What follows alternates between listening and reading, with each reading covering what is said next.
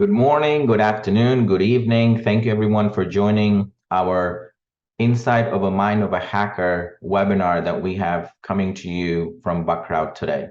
We're super excited for this webinar, tons of information to cover today, so I won't take a lot of time and I'll pass it over to our speakers and our moderator to get this webinar started.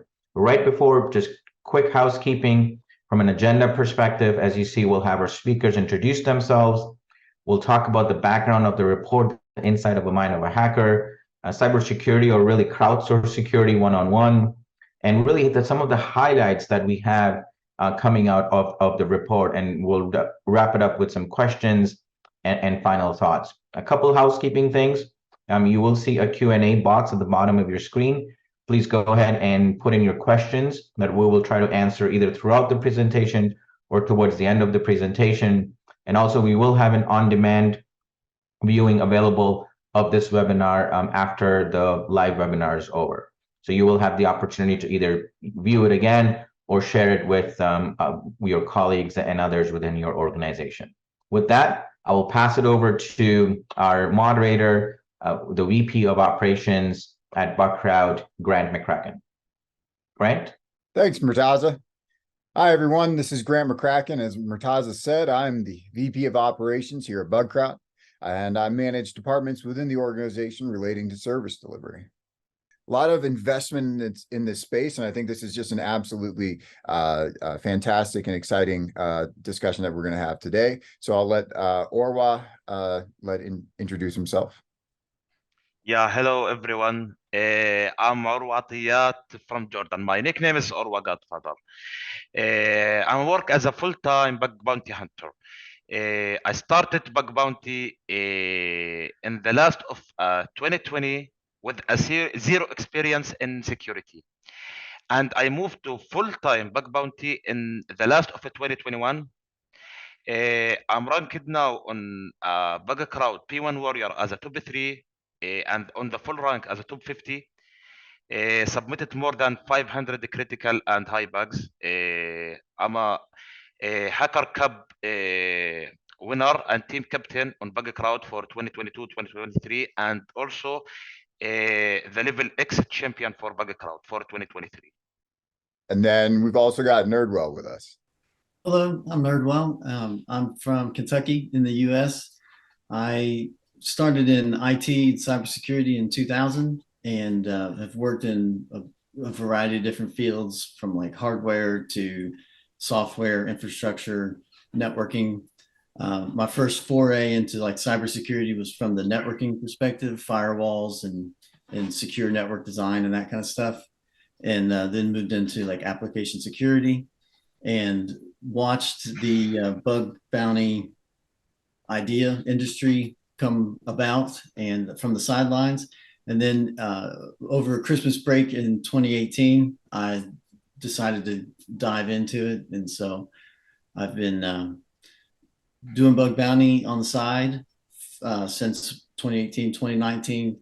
And then my main job nowadays is in critical infrastructure protection. So kind of relates and ties into the cybersecurity as well. Cool. Thanks for sharing, and thank you to both of y'all for being here today. I know you've got busy lives, so I think it's fantastic just the diversity in sort of the introductions there, right? We've got someone that does this full time, as well as you've been in the Nerdwell. You've been in the security industry for a very long time. So I think we can move to the next slide about crowdsourced security. So Bugcrowd is the leader in crowdsourced security. And what is crowdsourced security, right? So crowdsourced security is effectively using the idea of the crowd, and the crowd is just anyone, right?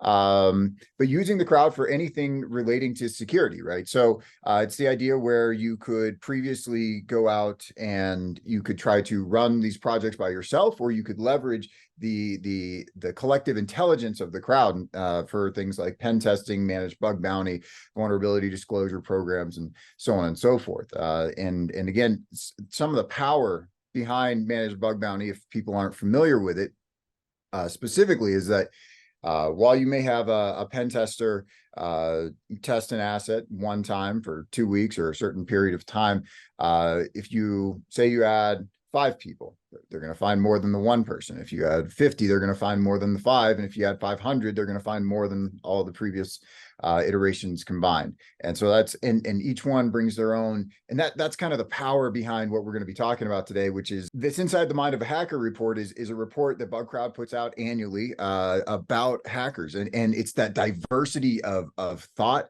and the different approaches and methodologies and mentalities that people have that really brings out the power and effectiveness of the crowd. I say it all the time, but there is not a more effective application security tool on the market for finding and identifying vulnerabilities rapidly and with a vengeance.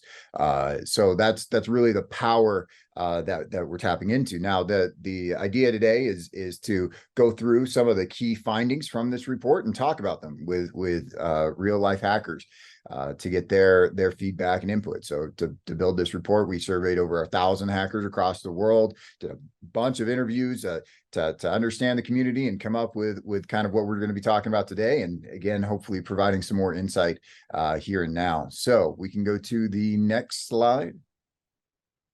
All right. So first thing we're going to talk about is the anatomy of a hacker. And I'm just going to read these out. 93% of the people that we surveyed are fluent in at least 2 languages. That we have 2 times as many hackers as under the age of 18 as last year. 77% work in IT or security full-time, and 68% are college graduates. So again, just a really diverse group of individuals. So Nerdwell, you mentioned you got started really early. So I think some of these points apply to you. I think you mentioned in the past you started hacking when you were 18 or potentially under 18. And I don't think you necessarily had a degree in cybersecurity either. Can you talk a little bit about kind of what your thoughts are as it relates to those statistics and kind of your experience? Sure, absolutely. So yeah, so for me, like computers and IT has always been a passion of mine. And even when I was in school, as a kid, building my own computer was how I got into my first computer related challenges, and writing web pages back when Netscape Navigator was the browser of choice. And then just I was one of those kids who took things apart and tried to put them back together. Usually I failed at that part, but learning how they work and how to make things do things that the designers did not originally intend has always been something that I've always enjoyed doing. It's kind of in my DNA, I guess. And so I can definitely relate to the under 18 group. And it's very, at that point in time in your life, you have a lot of time that you can dedicate to stuff, and bug bounty and hacking can be time consuming, especially when you're trying to learn it. There's so much to learn that having all that available time to dive into it and really learn it well is very valuable. Definitely. So then as I moved on in my career, it all kind of, one of the things I really like about security is that it ties in together all the different aspects of IT and computer related fields. So, everything from your infrastructure to networking to hardware to software is relevant in a cybersecurity perspective. And so as I moved in my career, I tried to build each of those areas. And I found that as I moved in more and more into the cybersecurity realm, I got to lean on each of those subtopics more and more. And there's this synergy between that. So I really enjoy that. And so I actually, originally, before I started working professionally in IT, my goal was to go to school, get my degree. And then I started working at a computer store doing networking here locally in Kentucky. And I enjoyed it so much that I was like, well, I'm going to reevaluate how I do this. And that was a tough decision, really. So I totally shifted gears and went and did the certification path and got some Cisco certs and Microsoft certs and got my CISSP. And it kind of came full circle for me, because after I got my CISSP, I ended up getting an ISC Squared Foundation grant for full paid scholarship for my bachelor's degree. So I got that in cybersecurity, and so it's all relates in that. I think it's kind of a neat thing. That was one of the more difficult decisions that I had made personally, and it ended up turning out even better because I got my degree for free, doing something that I love to do. Cool. That's fantastic. I love hearing about your story and just how you've been in the industry for so long.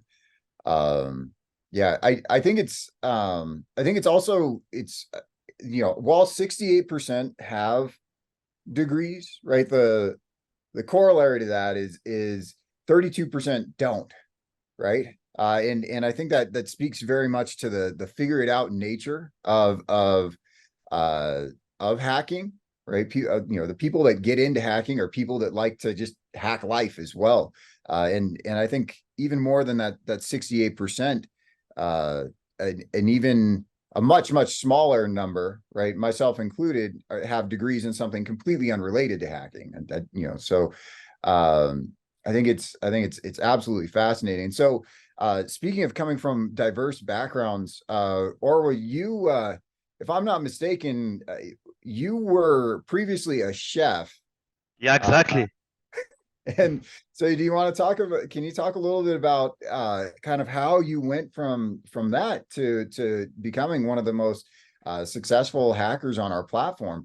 And also, that slide mentioned a little bit about English or not English as a second language, but knowing multiple languages. So if you can talk about those two areas, I think that would be really interesting. Yeah, now, as I mentioned, I was a chef, a zero experience in security, and at the same time in the English language. I start learning the English and the security. Now, after watch some videos about how someone can getting bounty from finding some security bug in some company, I saw this is something. There is nothing impossible to that someone can hack a big company or found a critical bug in big company and get rewarded for that. So from that point, I start watching some videos. Now, in that time, I was just watching videos that about security stuff, about finding vulnerabilities, and all of that. From there, I I found a videos about like easy courses about starting in bug bounty, and that was starting from vulnerabilities that about information disclosure bugs. It was easy for me in that time. So I start watching that videos and learning about bug bounty, and in the same time learning English language. It's also not about college or something like that. As we know now, a lot of hackers now under of 18 age. And if we back 2 years ago, for as example, look for G bug, I think it's found it in a game, and I think someone found it. He's a game player. About now about that part of 9.3 are fluent in at least 2 languages. As I told now, to have a good background in more than one language, it's very helpful for you. So the ability to test languages and get popular context is quite underrated. Now, imagine you try to break into organization and you can't read their code or you can't read their website text. It will be so difficult for you. Now, also begin able to understand different cultures and languages can prove deeper level of context when you testing government or location centric application. Got it. And that makes a ton of sense. Drawing the parallel between literal languages and computer languages, I think, is also a really interesting thing. You mentioned, I think previously we've talked about how that under 18 finding. I think previously we've talked about kids starting hacking games. I think you mentioned that was part of your. Yeah, exactly. Now kids, when they playing a games, now they trying to search for anything to hack that game, to get more life, to get more coins in that game. And from there they start searching in Google, and they start reading. They stop from playing game, and they start reading about how can I write script or something to hack this game. And from game, a lot of kids is learning that a lot of security stuff. Like as example, now I have to change my password every 30 day. I have to not share kids from reading of this stuff. They're learning how to keep the account safety and how to learn more about scripts or hacking anything. Yeah, I love that. I mean, because I think of, I'll just anecdotally, I definitely know a number of people that got their start in games, or breaking games or building things. And Nerdwell, you're kind of in the same boat where, you just like building things or breaking things and putting things together and doing stuff with computers, and then kind of just bleeds into hacking naturally. So I love hearing these stories. So I think we'll wrap up on this slide. I think the big takeaway here is that there's a lot of diversity in hacking and hackers, in terms of where people come from, their mindsets, and again, the value of crowdsourced security is tapping into that. You can't get that anywhere else, and it's incredible. So our next area we're going to dive into is the heart of hacking. So again, I'll just read out these statistics really quickly, and then we'll kind of dive into talking about them. 87% of the survey respondents believe that reporting a critical vulnerability is more important than trying to make money from it. 75% identify non-financial factors as their main motivators to hack. 89% believe that companies are increasingly viewing hackers in a more favorable light. And 96% agree that they help companies fill their cybersecurity skills gap. So these are, again, just really fascinating insights into both how organizations are viewing ethical hackers, as well as how ethical hackers view organizations. So I kind of want to go to Nerdwell here. You were hacking for one before bug bounty was a thing. So you were ostensibly reporting vulnerabilities without monetary compensation. So I think that would be something it'd be fascinating to hear your inputs on. And then as a function of being and watching things progress, or being in the industry and watching things progress, I'm really curious to hear your inputs as it relates to how you've seen things evolve and change over that period of time. So I'll go ahead and throw to you. Okay.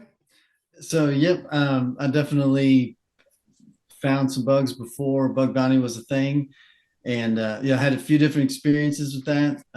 None of them could even compare to how things go now. So in my experiences, it was first there's so on the first pass, it's kind of scary because you don't know. You're more likely to get sued than to get a positive response from the vendor. And so, and then, once you kind of go down that thread, all these questions come up like, well, how did you find this? What were you doing? Was that legal? And I've always been very careful to toe the legal line carefully. But back in the day, that was a pretty gray line. And companies were more interested in protecting their reputation, what they perceived to be their reputation, and what they thought was the best way to protect it was basically to shut you down. And so there's obviously a big fear factor as it relates to that. And but at the end of the day, from my perspective, it was, most of the time these were applications that I used. And so I had a vested interest in it being fixed. And so I always approached it from that perspective. And I found that coming at it as a customer did kind of allay some of those concerns. But it was definitely, a harsh landscape. And so there are plenty of stories out there about people who have served actual jail time for what we would now basically just, write up as an IDOR and you would get paid for it. And so it's just a dramatic change and everybody's better for it. And it's tough. I've been in the position where I've found a bug and I've reached out to the vendor and they basically, in some cases, not responded, or in other cases, not responded in a very positive way and didn't fix or address the bug. And that's a tough spot to be in as a customer and just as an internet user in general, because here I am left with basically a choice to decide, do I want to continue to even use this product, knowing, first of all, that I know firsthand it has vulnerabilities, and secondly, now I know firsthand how they deal with vulnerabilities. And so it was a very welcome change for me to see the bug bounty field come about, and just a drastic shift in mindset across the board. And I think so I've always done it for fun and to try to do my part. If I recognize a bug or feel I'm using an application, I feel there's a bug there, I'll dig into it. And I've always done that. But with compensation being a factor, that definitely, we all want to make money with our time. We got to use our time wisely. And so that definitely helps to motivate and to justify the time. It does take a lot of time in many cases to find a bug and then exploit it and develop a POC and then report it and deal with all that. It's pretty time consuming. And so there is definitely, the financial aspect certainly plays a role. I would definitely say it's not 100% of it. And, it's very rewarding to find bugs. So like fast forwarding to current times, I've done bug bounty programs where I found vulnerabilities in applications that not only I use, but like my grandma uses. And so, who doesn't want to make the internet safer for their own grandma? And so I thought that was super neat. And so by being compensated for it, it just opens up a lot of avenues and opportunities, both for the hacker and for the vendor.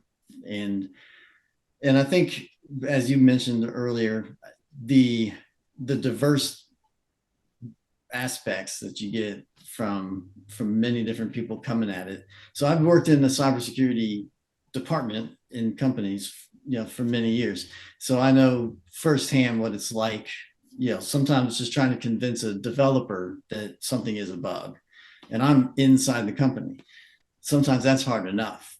But then coming at it from the outside with that experience, it's kind of neat. I have an idea of what that day-to-day job is like and the kinds of things they look for, the kind of things they have time to look for. And so being able to apply that knowledge has helped me to kind of, it's kind of shaped the way that I approach targets. And so it's been interesting, and I think has helped me to find some things that someone who's working 9 to 5 doesn't really have the time to dig into. They're working a backlog of applications that they have to get done, by a certain day. And so it's been really neat to that's challenged me, and I've gotten to pursue bug classes that I wouldn't have previously had the time and the opportunity to pursue. And at the same time, helping those companies to get that coverage that is really difficult to get with in-house resources. Got it. And I think that last statement there also kind of talked about the final point on the slide as well, where it's talking about the skills gap, right? So how hackers also help organizations fill that gap. So Yeah, that's really fascinating to again hear your experience, having been in that in the industry for so long, and just seeing how it's evolved over time. Again, going to a much more recent perspective. Orwa, I know we've talked previously about kind of your motivations in reporting things, and I think that you had some really unique perspectives and kind of how you look at those things. So I definitely want to get your input here. Yeah. Now, as I can see, Nerdwell cover a lot of point here, and it was interesting about believing reporting critical vulnerability. Now all of us know now get rewarded for your report or for your bug and get money from that. It's very good, but it's still also reporting a critical vulnerability. It's important than trying to make money from it. It's not about money, because if you see that any hacker can affect just on the digital world, now this is a mistake, because at this time hackers can affect on a life itself. As an example, in the cars company, if someone get hacked any car, that affect on a life, not on the digital world. The same thing as another example, if on hospitals, if someone hacked any hospital, we can say also in airports as an example also. So making money from your vulnerability by reporting that vulnerability, it's good, but it's important to report any critical vulnerability, and it's not about money. And even also there is a lot of VDB programs. A lot of companies run VDB programs. You can work on that VDB, and it's not about money also, but it's very helpful for you to add it for your CVE, to have a good communications between you and between the team of company. It's as I know, a lot of people from security, they was doing just a bug bounty, and from doing bug bounty with some companies, they start working on that company, because they made a good relationship between them and the company team. So that's about. Cool. And I love your perspectives on, you know, the how it's not just ones and zeros, right? It's you know, potentially affecting someone's life. I think that's a really important reframe there. So you know, it's definitely not always about just making money.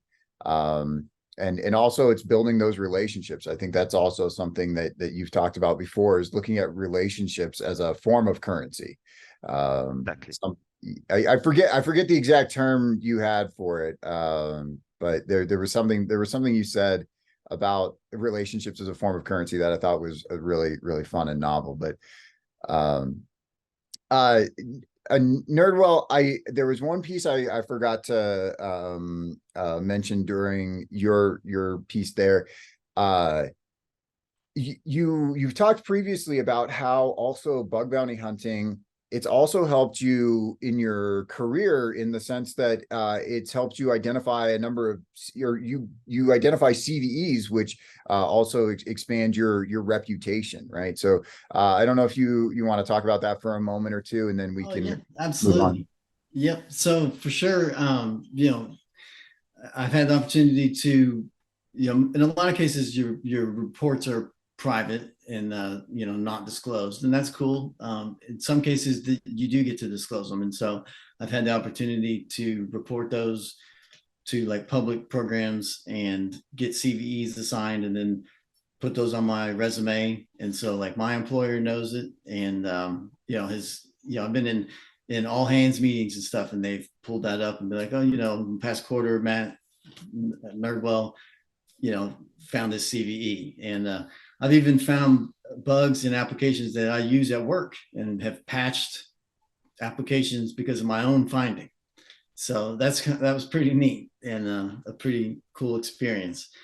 And then another thing it really helps is, and this is becoming, more and more common all the time, is IT teams and cybersecurity teams both are just always every month basically reviewing CVEs and doing a patch assessment and triaging, what's the impact of this particular bug in our environment as it's deployed in our particular use case. And so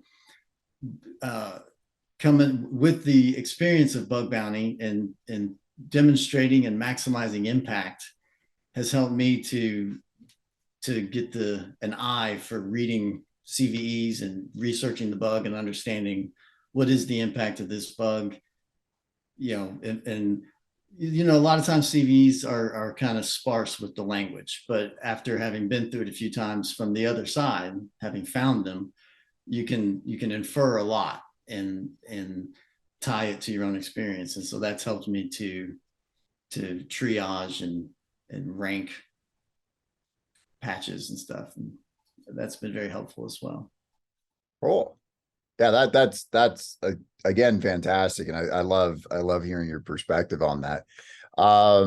So I think the big takeaway for me from this slide is just remembering, on both sides, both the hackers and the organizations, that the people on the other end of the keyboard or screen or whatever it is, they're trying to help in the vast majority of cases here. And so just remembering that they're inherently human and to make sure that relationship is not treated adversarially. I think it's a huge benefit for both sides, especially the organizations, and working together. We can accomplish so much more and help everyone be a little bit more secure. So Murtaza, I believe you wanted to address some questions at this point. Yeah. Thank you so much, guys. This has been an incredible conversation, and we've got a bunch of questions. I think a couple of them apply here, so we'll just ask here. One of the first ones, and there are a few which we'll get to it towards the end, but one of the ones that's relevant on the slide, and maybe for Nerdwell and Orwa, from the 87% from the report, how many do they want to make their findings public, opposite to just reporting to the affected company? Any comments on that one? I can speak a little to that. So for me, that is one of the things I look at when I pick a program to hack on. If I had my choice between one that was public and one that was private, there's a lot of factors to weigh there. But if they allow disclosure versus one that doesn't allow disclosure, I would probably prefer the one that does allow disclosure. But there are other factors, I think, that come into play there. I would be less inclined to seek to disclose publicly something that's like relatively low impact and, maybe P3 or below. Something that's more, significant or unique, I would be more inclined to try to push to have that disclosed publicly. And I've even, in some cases, there have been programs that they don't explicitly generally allow public disclosure, but, I've asked them, would you be open to it? And they've, in some cases, have been open to it. So for me, it's something to take into consideration, but not a determining factor. Okay, awesome. And there's one more, and then I think we can move on to the next slide. Which two languages do you recommend to learn fluently for following in your footsteps? Is basically the question. So I'm assuming the languages of computer science, yeah. Like programming languages. Right. Okay. Yeah, that's a good one. So what I've always recommended is to pick a language that has roots that apply to a lot of different ones. So like if you learn C or C++, you're going to be able to apply what you learn there to Java, JavaScript, Python, many languages. And so I would recommend starting there. Java, if you had to pick one and you didn't want to go with like C, something that's compiled, Java is probably a good place to start, just because it relates to a lot of other languages, and Java is used in a whole lot of back-end services still today. So awesome. Great. Thank you. Grant, back to you, sir. Cool. All right. I will very quickly try to read this next one. It's cybersecurity red flags, and then we'll try to get to the panelists as quickly as possible. So 88% of hackers believe that point-in-time security testing alone is not enough to keep companies secure year-round. 84% of hackers believe that there are more vulnerabilities now than at the start of the pandemic. 84% of hackers believe that less than half of companies understand their true risk of being breached. More than 50% of hackers have not disclosed a vulnerability because a company lacked a clear pathway for reporting it without risking legal consequences. So this is an extremely fascinating slide with a ton of things that I want to dive into. Orwa, I know in the past we've talked about you've got a really great perspective. I think the line that you gave previously was black hats don't care about your scope. So I kind of want to throw it to you to talk about why is point in time testing not enough, and then any other insights you've got into some of these areas. Yeah, we can start about pointing in time testing, that testing every year or everyone, it's not enough to keep this company secure. It's not enough, because if this company have a wide scope, there is not every day, every hour, there is some host come from dead to alive, from alive to dead. There is some ports get open, get closed. So if this work from year to year, now you can there is in that time no need to hire a security or anyone. You can just do it just one time per year, but it's not enough, because every day you still find something new in this company. Now I'm working on some bug bounty programs for more than 3 years till today, and still finding bugs there. We can say every week or every day. So yeah, for sure, it's not enough testing the company one time per year or even per month. Now about company that not understand the security risk about attackers or black hackers. Now when companies start running a VDP program or bounty program, now there we have two kinds of scopes. The first scope, it's about viability scopes. Like as example, Daniel's service, it's out of scope. Reflected access is out of scope. Yeah, it's okay now. Now let's come for the out of scope of domains. Like as an example, this domain is in scope and all the other domains or subdomains is out of scope. Now any attacker, as I told, will it will not respect your scope or look for your scope. And if any attacker will start working on this company, he will search for this company and will find that they are running a bounty program or VDP program or anything else, and he will start working from what not mentioned in the scope. And a lot of companies get breached, even they was running a programs, but get breached because the attack was came from areas that not in scope.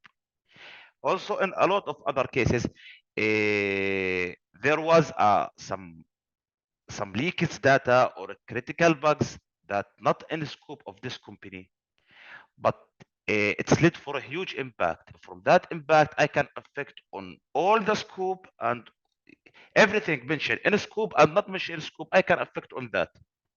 As an example, if I got access for SSO login or VPN login, and that's still it's out of scope, but the impact still affect on everything in scope and out of scope. So the company should look for that seriously. Got it. And that makes a ton of sense, right? Again, that's something that I and the teams at Bugcrowd will often say when we're helping people set up their programs and talking about scope is, if you think about your attack surface as a house, right there, and you can have you can put a vault door as your front door, but they're just going to go around the back and in the doggy door or through the Exactly. side window, right? So it's really important to think about scope in a holistic sense. So I love that perspective. Nerdwell, you have you mentioned you do some you work on sort of the blue team side of the house. So from being someone working in that context in a corporate environment, do you see vulnerabilities increasing since the pandemic, and do organizations have a greater risk of exposure than they think? Curious to get your thoughts from sort of that side of the house. Yep. So yeah, during the day, or my day job, which of course is 24/7 nowadays, but which is cool. I'm working from the defender role, and so I do think my perspective on the more vulnerabilities since the pandemic is that we have, I think, clearly many more functions have shifted to digital, and more people are using digital tools more frequently. And so, I've always been one, I've been installing video conferencing systems for I don't know, 20 years or 15 years or something. So like, I thought it was very cool to see everybody finally realizing the potential and the technology's there. And so I do think as more people have started using these technologies, the vendors have added more features to meet the needs of people, and that's introduced different attack surfaces. And also, I think more people, it's brought it into more clear focus, that people are spending more time digging on these applications for bugs. And so I think it's a combination of more functionality, which inherently adds vulnerabilities, and just a greater emphasis in researching bugs that were there in the first place. Got it. That's again fantastic to have that perspective. Have you we talked about it previously a little bit on the last slide, and it's mentioned here. Have you in trying to report things, right? Because you were reporting things before bug bounties. Have you struggled to report things to right? One of the points on that slide was more than 50% of hackers have not disclosed a vulnerability because a company lacked a clear pathway for reporting it without risking legal consequences. I know personally, I've run into things like this where, the best you can find is emailing webmaster at or something like that, and it just kind of goes into a black hole and nobody will respond. Have you encountered that sort of issue in your career? Yep. So I have encountered it several times in both ends of that. So basically, I've had it where I've reported it, and basically I get somebody who doesn't know how to handle that incoming email, and they're like, what is cross-site scripting? And in some of those cases, I've been able to talk with them and work it out and get to somebody who knows what I'm talking about. In other cases, that conversation has not gone anywhere, and they just don't appreciate the impact, basically. And so I've had basically no choice but to just drop it. There's nothing I can do. That has happened before bug bounties and even since bug bounties. And so from that perspective, I think you know, some companies maybe don't want to, they're not in a position to you know, shell out money for bugs, and that's understandable. But, you know, maybe just like, even if you just start with a VDP, can be a good step in the right direction, because it provides at least somebody like on a triage team who's familiar with the process and knows, they speak the language. So when a hacker reaches out, the hacker is being met with somebody who understands what they're saying and knows how to deal with that. And that by itself is, from the hacker perspective, is a huge relief. And then also I have had it where I've basically had companies, you know, they haven't like explicitly threatened me with legal action, but they've come at me it's very clear that, you know, that's the direction they're taking it. And, you know, and this was before bug bounty, but so anytime I've encountered that, I basically just drop it. I'm like, hey, yeah, okay, look, you know, it's your program, it's your business. If you don't want to make it better, that's on you. Yeah, you've lost one customer at least. Yeah, that yeah, I think that's just so fascinating, right? Because setting up a VDP is one of the simplest things you can do, right? I mean, it doesn't even have to be complex, right? Just a way for people to tell you about security vulnerabilities, and also just a willingness to be open to that conversation is super important. Right. And we touched on it on the last slide as well, just not treating that relationship as adversarial. So we are running short on time, so we're going to jump into the next slide. Just to wrap up that last slide that we were on.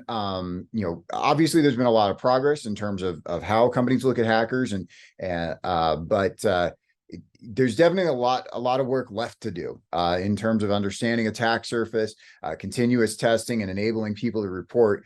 And there was something that you said that I previously that I just wanted to really quickly touch on, Nerdwell. You don't have to talk to it. I'm just gonna talk about it really quickly. But you talked about this idea of running down threads. Right, it's not always the first time you look at an application. It's maybe the second time or the third time or the fourth time or the fifth time. And that's the value of having something that's continuous, as opposed to a point in time test, right? Because a point in time test, you may feel like there's something here, or maybe you're not able to spend as much time as you'd like. And having something continuous allows you to run down that thread. I thought that was a really interesting point. But we'll jump into the generative AI slide, because I know that's something that a lot of people want to hear hackers talk about. So very quickly, 94% of hackers plan to use AI in the future to help them ethically hack. 91% believe that AI technologies have increased the value of ethical hacking. 78% believe that AI will disrupt the way they conduct penetration testing or work on bug bounty programs. And 72% do not believe AI will ever replicate their human creativity. Orwa,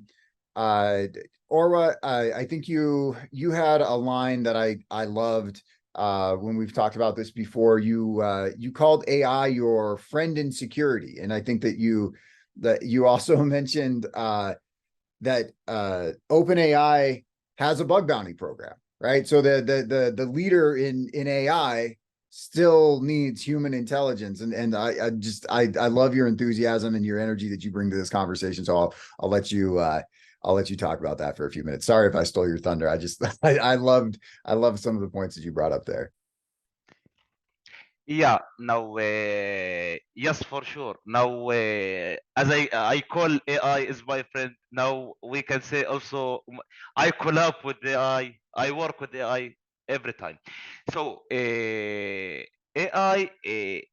we can say, made my work and everything on internet is easier for me, not hard, because now I start using AI for write a scripts for languages that I'm not good in that languages.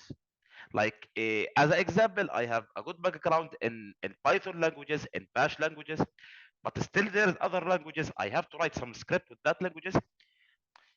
So now using my friend AI, I have no need to start learning and read that languages. I can use AI to write a ready script